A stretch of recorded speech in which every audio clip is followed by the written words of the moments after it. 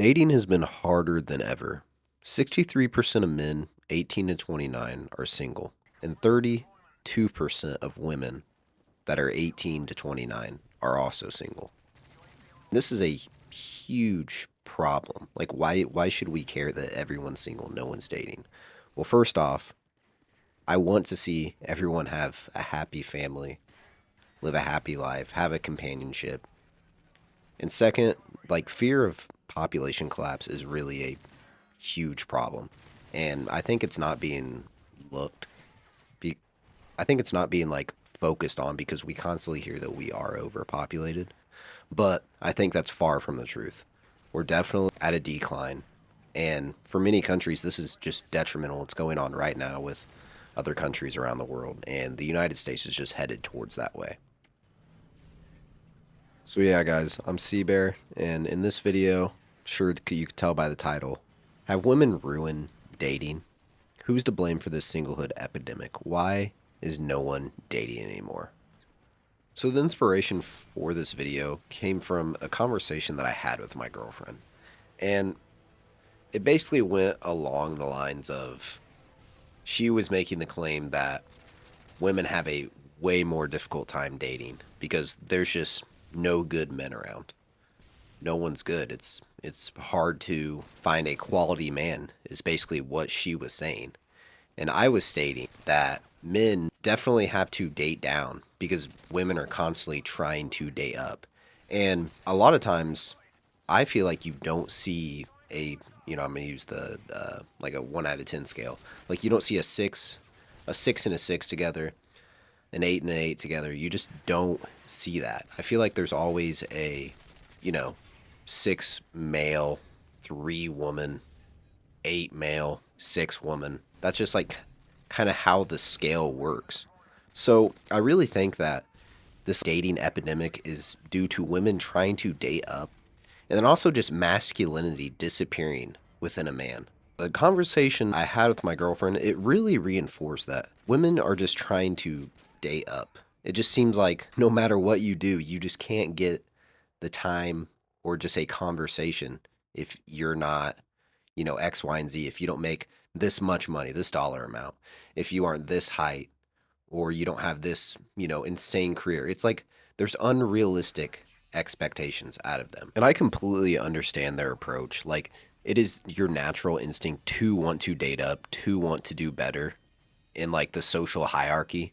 But like I said, it's just unrealistic what they want. I certainly know that with the internet, this is blown out of proportion. You constantly see these, oh, I forget what it's called, like these cope videos that shows women just obliterating men, like unrealistic expectations. Like they think the average salary is within a man's $100,000, and they think that they should have this rich person, this rich male, that all they have to offer is a lot of baggage and just not much to, you know, give. I think every woman thinks they are better than what they really are. And it's making dating certainly difficult. And I'm not sitting here like trying to blame it on one party because it's definitely just a societal issue as a whole. Basically, the influencers that these women have are the reason why they think this way. It's like you should never settle. You should always date up. You're better than what you are. And trying to be this like have this masculine energy within, like these women are trying to have this masculine energy. And it's just men aren't very receptive to it. I don't think that they are going to get a good male by acting this way and following people like the Kardashians, Megan Thee Stallion, Glorilla, Sexy Red. What's the other one? I don't know. I'm blanking on some other ones, but it's like those influencers are just god awful to watch, and I feel like they're just corrupting young minds, like both on both sides, male and female. They're just a cancer to society. I think the way that like they have this energy to them, that's just like what is that? What is going on? And I just think that these aren't good people for women to look up. Well, for anyone to look up to, but especially women. And don't get me wrong, this runs both ways. Like, the one that comes to mind is Andrew Tate is basically the equivalence of them, but for men. Just this, like, toxic masculinity, this ridiculous energy that just isn't realistic in real life. And honestly, I think both sides, it's just for show. They act this way just for show to get publicity, to get in the spotlight. And I just think there's a lot of bad people in society right now that are really corrupting and affecting everybody. And I know currently in society, a lot of men are just tapping out. They're saying, I'm done. I don't want to be here anymore. I don't want to date anymore.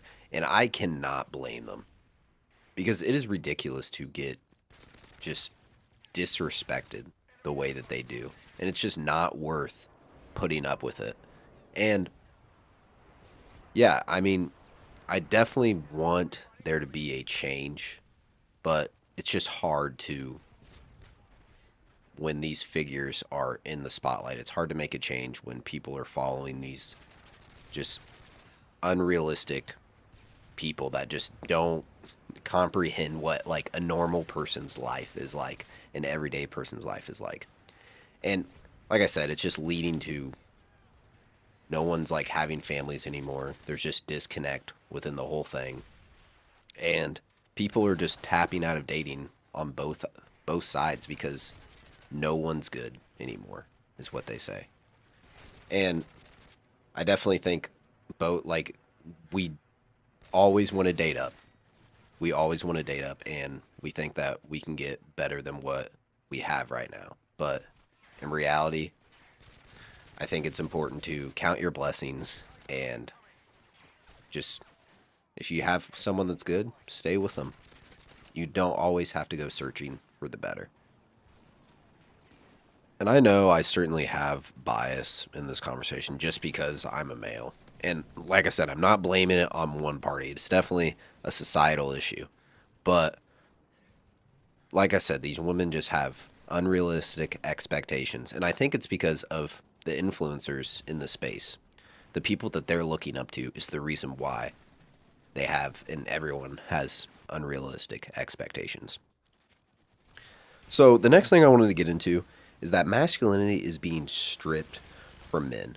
There is definitely an attack on men in our society. And it's really just belittling men, stripping them of their masculinity to make them lesser.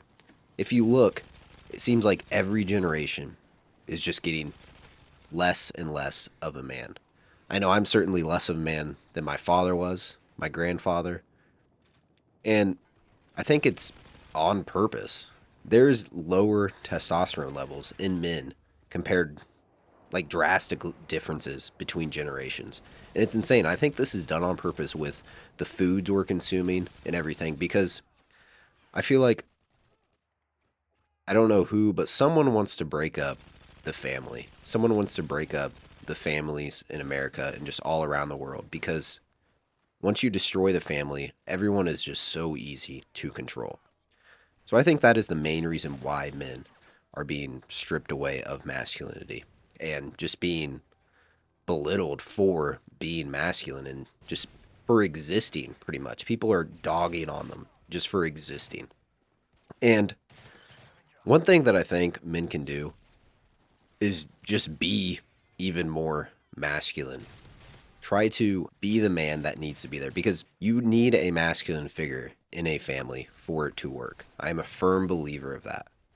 And there just needs to be both sides, femininity and masculinity within a family because both play a important role and they're both equally important. So I think it's important to embrace who you are, embrace the masculinity. Don't take it so hard. I definitely think that women are trying to be more masculine.